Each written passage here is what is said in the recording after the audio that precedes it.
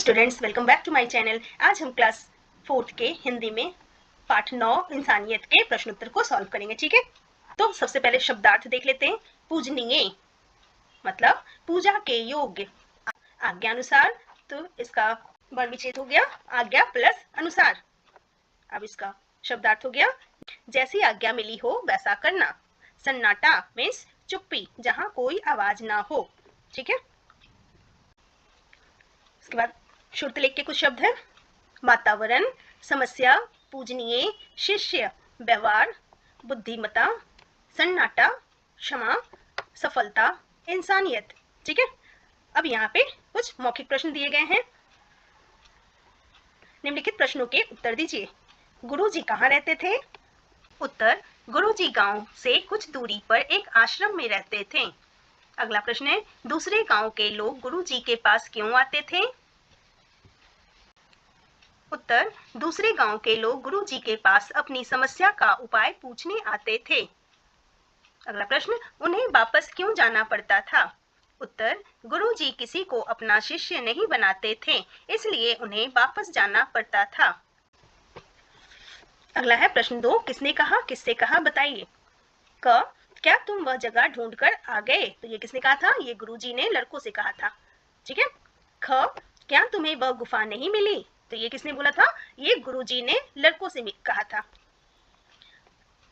ग, अगर मैं इस भेड़ को मारता हूं तो अपनी सोच व इंसानियत को खत्म कर दूंगा। तो ये बात किसने बोली थी? ये दूसरे लड़के ने गुरुजी से कहा था। अगला है लिखित प्रश्न उत्तर। निम्नलिखित प्रश्नों के उत्तर लिखिए। क, गांव के सभी लोग गुरुजी का सम्मान क्यों करते थे?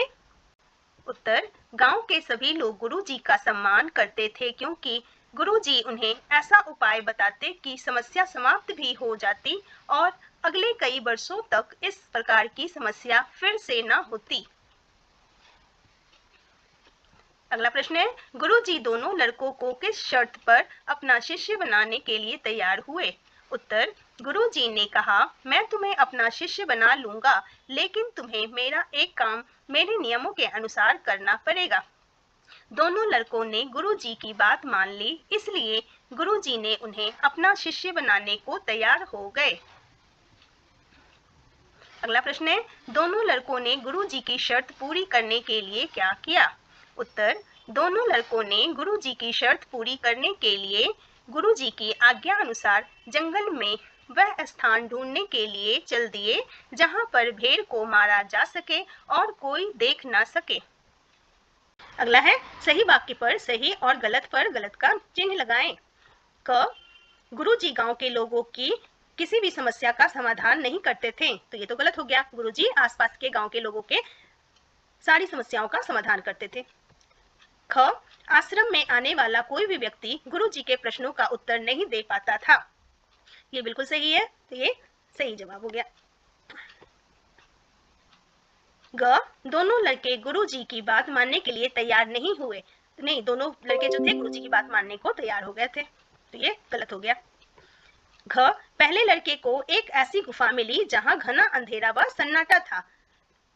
तो ये गलत हो गया क्योंकि ये दूसरे लड़के को मिला था। अगला है भाषा और व्याकरण में विशेषण व विशेष्य बताइए।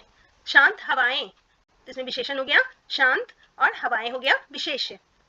घना अंधेरा, तो विशेषण हो गया घना और विशेष्य हो गया अंधेरा। ठीक है, अनेक शब्दों के लिए हम एक शब्द का प्रयोग करते हैं, जैसे वह स्थान पर बच्चे पढ़ते हैं के लिए एक शब्द हो गया विद्यालय। वैसे ही नीचे दिए गए शब्दों में से एक शब्द लिखिए। ठीक है, तो क है जो पूजा करने के योग्य हो, तो ये हो गया पूजनीय। जो हमें ज्ञान देता है, तो ज्ञानदाता।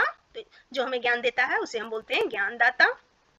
अगला है, वह स्थान जहां संत महात्मा अपने शिष्यों के साथ रहते हैं, उसे बोलते हैं हम गुरुकुल। ठीक है।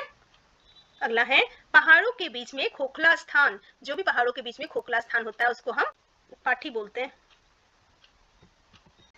ठीक है, तो ये थे आपके प्रश्नोत्तर और अभ्यास कार्य। आई होप आप ये अच्छे से कर लोगे। ठीक है, फिर मिलते हैं हम नेक्स्ट वीडियो में। Thanks for watching.